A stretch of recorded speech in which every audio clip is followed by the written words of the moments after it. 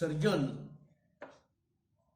किंवा भाषिक सर्जनशीलता म्हणजे काय याचा विचार आपण मागच्या भागापासून करत आहोत. आणि एकंदरीत तुमच्या लक्षात आलं असेल आता की भाषेमध्ये पूर्णपणे जो काही नवा विचार आलेला असतो किंवा त्या नव्या विचाराच्या अनुषंगानं नवा भावनिक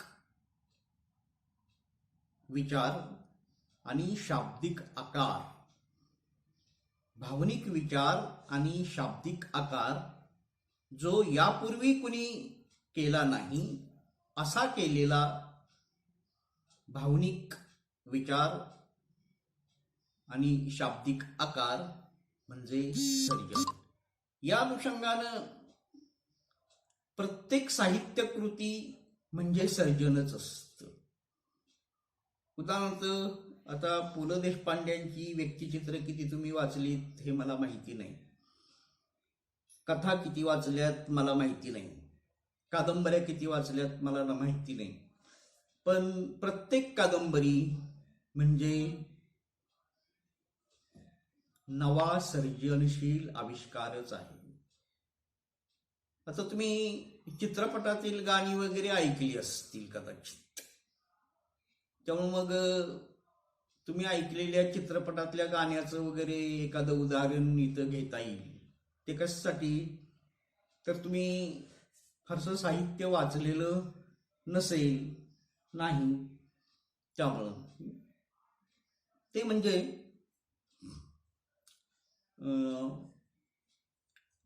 ते ती सध्या काय करते हा जो चित्रपट आहे त्याच्यातलं एक सुंदर गीत आहे ते म्हणजे कितीदा तुला पुन्हा आठवावे, डोळ्यातील पाणी नव्याने वाहावे. आता ही जी रचना आहे, ही रचना कितीदा तुला पुन्हा आठवावे, डोळ्यातील पाणी नव्याने वाहावे, ह्या रचनेमध्ये एक प्रकारची भावनिकता आलेली आहे. आणि ही रचना ह्याच्या आधी कुणी केलेली नाही म्हणून ती सुंदर आहे, म्हणून ती सर्जनशील अशी आहे. अशा पद्धतीनं जो कवी, जो लेखक, जो कथाकार, जो कादंबरीकार आपल्या भावनांना शब्दांमध्ये, शब्द सौंदर्यामध्ये व्यवस्थित बसवतो तो सर्जनशील कलावंत असतो. तसं पाहिलं तर मूर्तिकार हा सुद्धा सर्जनशील कलाकारच असतो, कारण तो मूर्ती बनवत असतो. मग मूर्ती ती लाकडाची असू दे, मूर्ती दगडाची असू दे, गारेची असू दे, मातीची असू दे, कुठलीही असू दे. मागच्या भागामध्ये आपण ज्ञानेश्वरी मधला एक दाखला घेतला होता. माझा मराठाची बोलू कौतुके परी अमृतातेही पैजा जिंके, ऐसी अक्षरे रसिके मेळवीन. इथंही मराठी बद्दलचं कौतुक आहे. आणि सायमी खातो मराठीच्या दुधाची, मी कुणाचा उंबरा झिजवू कशाला. इथंही मराठीचंच कौतुक आहे. परंतु मराठीचं कौतुक करण्याची जी पद्धत आहे, ही मराठीचं कौतुक करण्याची पद्धत ज्ञानेश्वरांची निराळी आहे आणि सुरेश भटांची ही निराळी आहे. साहजिकच ज्ञानेश्वर म्हणतात तेव्हा ज्ञानेश्वरांच्या आधी कुणीही मराठी भाषेत अशा प्रकारच्या शब्दरचनेत असं म्हटलेलं नाही. आणि सुरेश भट म्हणतात तेव्हा सुरेश भटांच्या पूर्वी कुणीही सायमी खातो मराठीच्या दुधाची, मी कुणाचा उंबरा झिजवू कशाला असं म्हटलं नाही. आणि त्यानंतर जर कोणी म्हटलं तर साहजिकच ते कोणाच्याही लक्षात येणार आहे, ते म्हणजे हे सुरेश भटांनी ह्याच्या आधी म्हटलंय, त्यामुळे हे याचं नाही. म्हणजे काय तर जरी मराठी भाषेत नाविन्यपूर्ण असं जे काही लेखन असलं तरी देखील हे नाविन्य जे आहे, हे नाविन्य म्हणजे शाब्दिक प्रावीण्य असतं. आणि हे शाब्दिक प्रावीण्य ज्याला जमतं तोच सर्जनशील लेखक असतो, तोच सर्जनशील कलावंत असतो. थोडक्यात भाषिक सर्जन हे भाषिक नवनीत असतं. नवनीत म्हणजे काय? नवनीत या शब्दाचा अर्थ लोणी. म्हणजे लोणी निर्माण करताना कसं करायला लागतं? तर जे दुधाच्या साईचं दही लावलेलं असतं त्या दह्यात घुसळण करावी लागते रवीनं.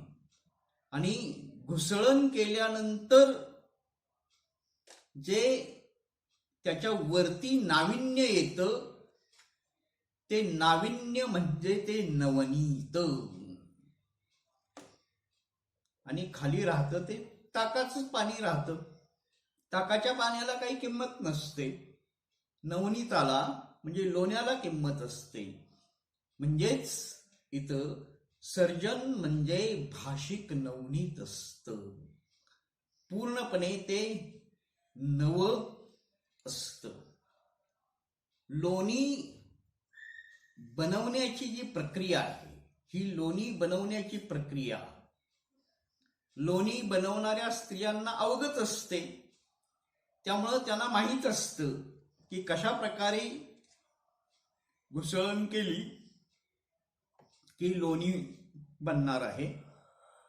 त्यामुळं त्या प्रकारची प्रक्रिया त्या स्त्रियांनी केली आणि रवीनं ते दही लावलं आणि घुसळण केली की लोणी आपोआप निघतंच.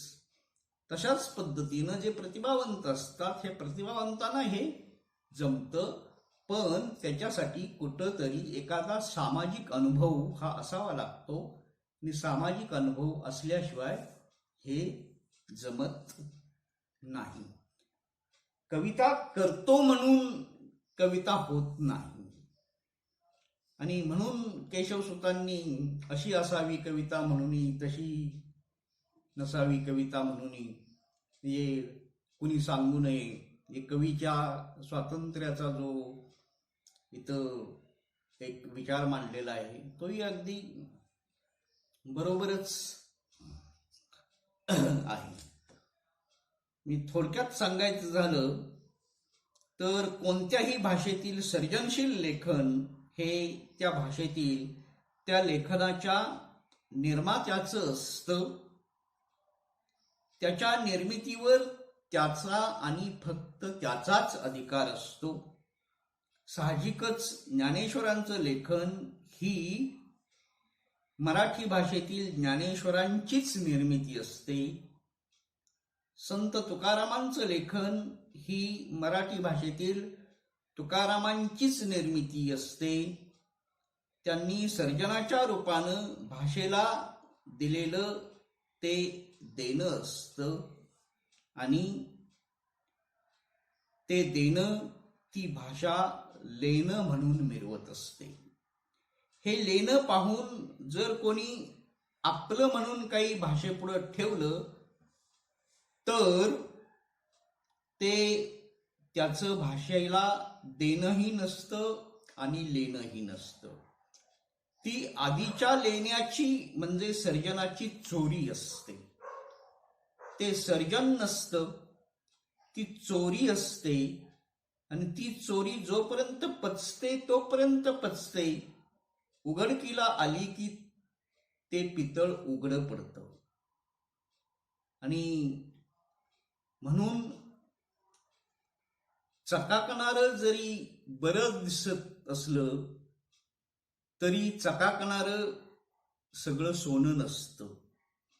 ते सोन्यासारखं दिसतं, सोनं चकाकतं. जे चकाकतं ते सोनं नसतं, पण चकाकणारं बरं दिसतं. काही काळ का होईना पण ते चकाकत राहतं. आणि म्हणून तर ते जग त्या काही काळ चाकाकणाऱ्याकडं बघून फसत असतं. ज्ञानेश्वरांनी माझा मराठाची बोलू कौतुके या भाषिक रचनेतून केलेला मराठीचा जो गौरव आहे, हे जसे ज्ञानेश्वरांचे भाषिक सर्जन, तसेच माधव जुलियनांचे मराठी असे आमुची मायबोली हे म्हणणं माधव जुलियनांचं भाषिक सर्जन आहे. सुरेश भटांचं मगाशी मी सांगितलं तेही आहे. म्हणजे ज्याचं त्याचं भाषिक सर्जन. तसंच कुसुमाग्रजांचं माझ्या मराठी मातीचा लावा ललाटास टिळा हे कुसुमाग्रजांचं भाषिक सर्जन आहे. या रचनांमध्ये मराठी भाषेचा गौरव हा आशय एकच असला तरी तो सांगण्याचा प्रत्येक कवीचा भाषिक बंध जो आहे, हा भाषिक बंध निराळा आहे. हा भाषिक बंध म्हणजेच भाषेचा नवा आकार, म्हणजेच भाषिक सर्जन. म्हणून तुकारामांनी त्यांच्या अभंगामध्ये भाषिक सर्जनशीलतेचे आणि नवनीतांचे कवित्वाच्या दृष्टीनं केलेले जे विवेचन आहे, ते विवेचन लक्षात घेण्यासारखं आहे. तुकोबा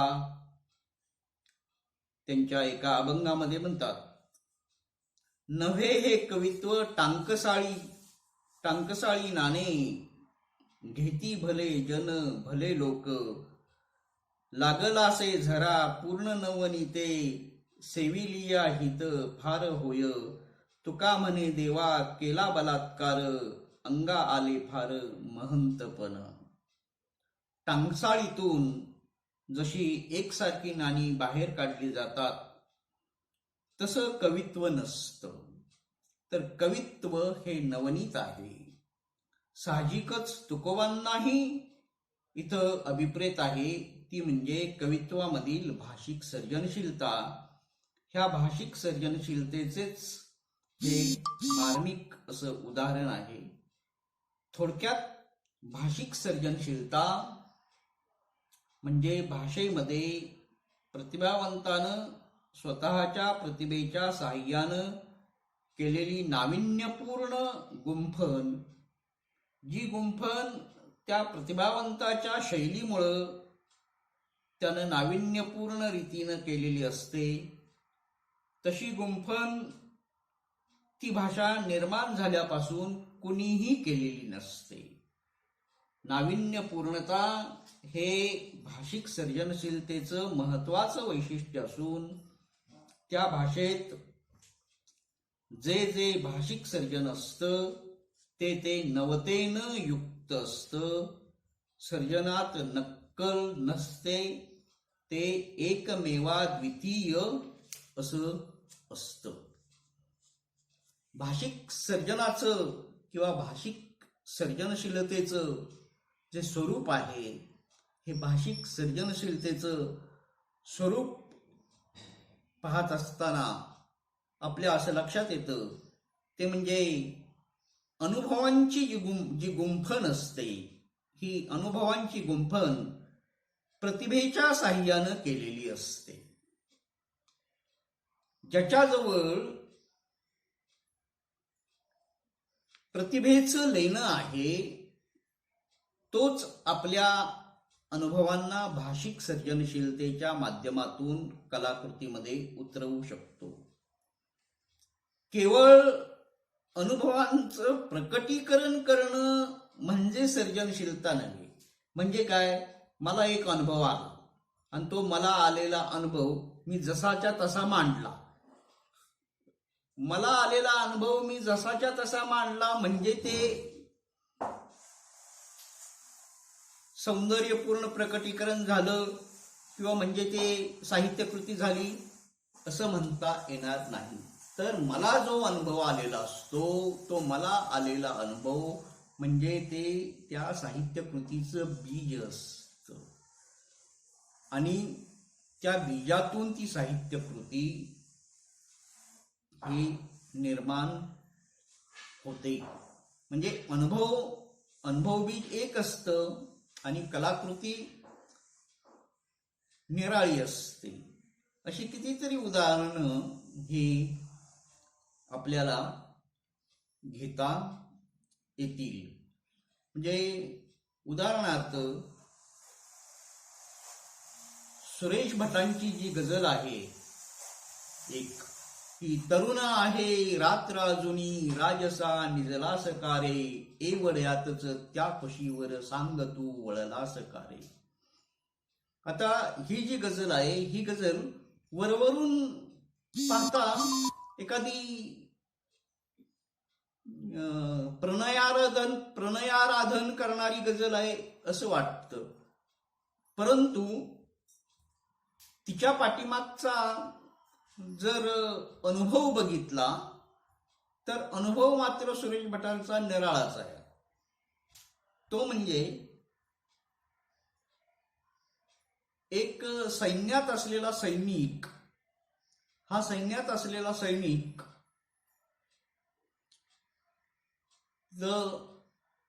सैन्यात लढताना त्याला वीरगती प्राप्त होते, तो मरतो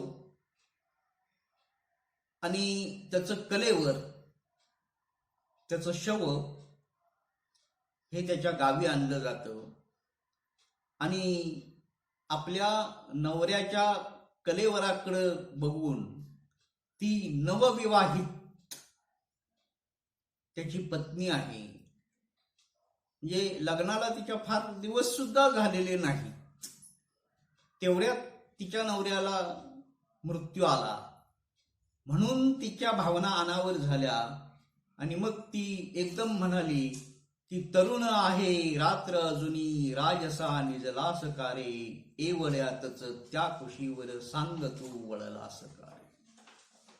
म्हणजे त्यातला मूळ अनुभव वेगळा आहे आणि रचना वेगळी आहे. असं बऱ्याच वेळा काव्याच्या बाबतीत हे होत असतं. म्हणजे सांगण्याचं तात्पर्य काय, तर सांगण्याचं तात्पर्य हे की आलेला अनुभव फक्त सांगणं म्हणजे कलाकृती निर्माण करणं नव्हे, तर ती लालित्यपूर्ण पद्धतीनं सांगता आली पाहिजे आणि ती पद्धत अवलंबताना तिच्यात जे काही सांगायचंय ते सांगताना कवीला नेमकेपणानं ते सांगणं जमलं पाहिजे. भाषिक सर्जनानं युक्त असणारे शब्द देखील शब्दच असतात आणि व्यवहार भाषेत देखील शब्दच असतात.